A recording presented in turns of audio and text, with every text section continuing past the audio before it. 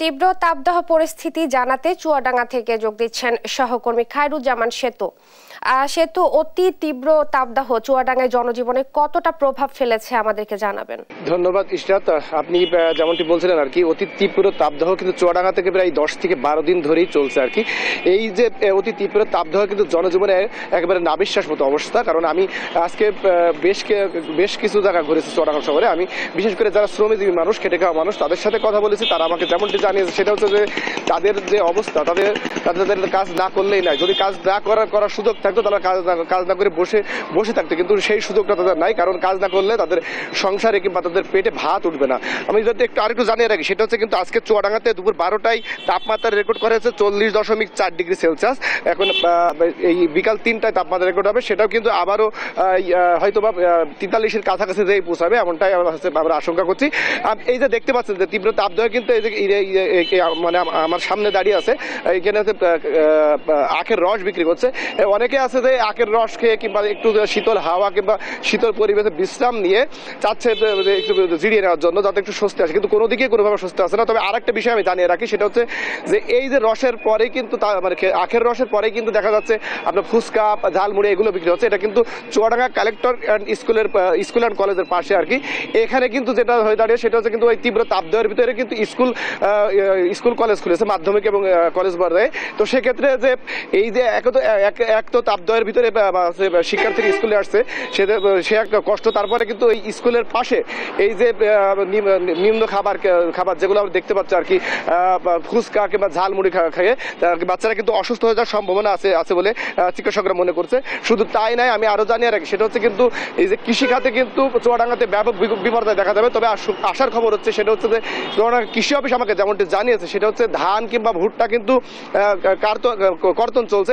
এই ধান কিংবা ভুট্টা কিন্তু খুব একটা সমস্যা হবে না। তবে এই তাপদাহ যদি আরো কিছুদিন চলমান থাকে, সেক্ষেত্রে কিন্তু সবজি কিংবা আমের গুটির ক্ষেত্রে কিন্তু একটা বড় একটা বিপর্যয় দেখা দিতে পারে। তবে উনি আশ্বস্ত করেছে যে কৃষি অফিসের পরামর্শ তারা দিয়ে যাচ্ছে, পরামর্শ মেনে চললে হয়তো বা খুব একটা সমস্যা হওয়ার কথা না। তো আমি আরো জানিয়ে রাখি, সেটা হচ্ছে কিন্তু আমি খোঁজ নিয়েছি চুয়াডাঙ্গা সদর হাসপাতালে খোঁজ নিয়ে আমি যেমনটা জেনেছি, সেটা হচ্ছে যে মানে সবসময়ের জন্য 1 থেকে 150 জন গরম জনিত আক্রান্ত হচ্ছে হাসপাতালে ভর্তি থাকছে। এর ভিতরে কিন্তু অধিকাংশ ডায়রিয়া, আর রোগীর ভিতরে কিন্তু বেশি দেখা যাচ্ছে আপনার শিশু রোগী আর কি।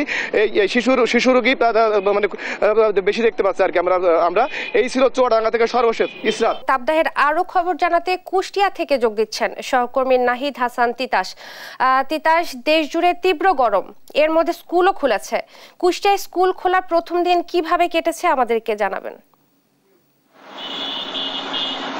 ধন্যবাদ ইশরাত। আসলে গত 3 সপ্তাহ ধরে চলা তাপদাহের প্রভাবে কুষ্টিয়ার সবচেয়ে বেশি ভোগান্তির মধ্যে পড়েছে শ্রমজীবী যারা মানুষেরা আছে, তারা যেমন রিক্সা চালক থেকে শুরু করে ভ্যান চালক থেকে শুরু করে, এবং কৃষিক্ষেত্রেও ব্যাপক প্রভাব পড়েছে। এবং আপনি জানেন কুষ্টিয়া একটি খামার অধ্যুষিত এলাকায়, সেই খামারেও কিন্তু চরম ভোগান্তির মধ্যে পড়েছে খামারিরা। আসলে এই তীব্র রোদের সাথে কিন্তু ভাবসা গরম, এই গরমে অতিষ্ঠ হয়ে পড়েছে জনজীবন। আজকের যদি আমি তাপমাত্রা বলি, কুষ্টিয়ায় গত কয়েকদিন ধরেই কিন্তু 40-এর উপরে তাপমাত্রা চলছে, এবং এখন যে তাপমাত্রা বিরাজ করছে সেটি হচ্ছে 40.2 ডিগ্রি সেলসিয়াস। অর্থাৎ আপনি বুঝতেই পারছেন যে কতটা গরম পড়ছে এই কুষ্টিয়া জেলায়। আসলে এই তীব্র গরমের সাথে পাল্লা দিয়ে যে ভাবসা গরম, এতে সবচেয়ে বেশি বিপাকে পড়েছে যারা শ্রমজীবী মানুষরা রয়েছে। তাদের কিন্তু আয় কমেছে, এবং যারা রিক্সা চালক রয়েছে তারা যাত্রী পাচ্ছে না, তার ফলে কিন্তু তারা চরম ভোগান্তির মধ্যে পড়েছে। এছাড়া কৃষি জমি কৃষকরা পড়েছে সংকটের মধ্যে, যেমন কৃষি জমিতে পানির সংকটে কিন্তু ফসলের হানি ঘটছে এবং ফসলের সংখ্যা দেখা দিয়েছে, মাটি ফেটে চৌচির হয়ে গেছে। এছাড়া কুষ্টিয়ায় আরো একটি তীব্র সংকটের মধ্যে যেটা পড়েছে সেটা হচ্ছে পানি, অর্থাৎ খাল বিল নদী নালা সব কিন্তু শুকিয়ে গেছে, ফলে টিউবওয়েল গুলোয় পানি উঠছে না। সুপেয় পানির চরম সংকটের মধ্যে রয়েছে এই শহরবাসী, দূর দূরান্তে ছুটে যাচ্ছেন কিন্তু এই সুপেয় পানির জন্য।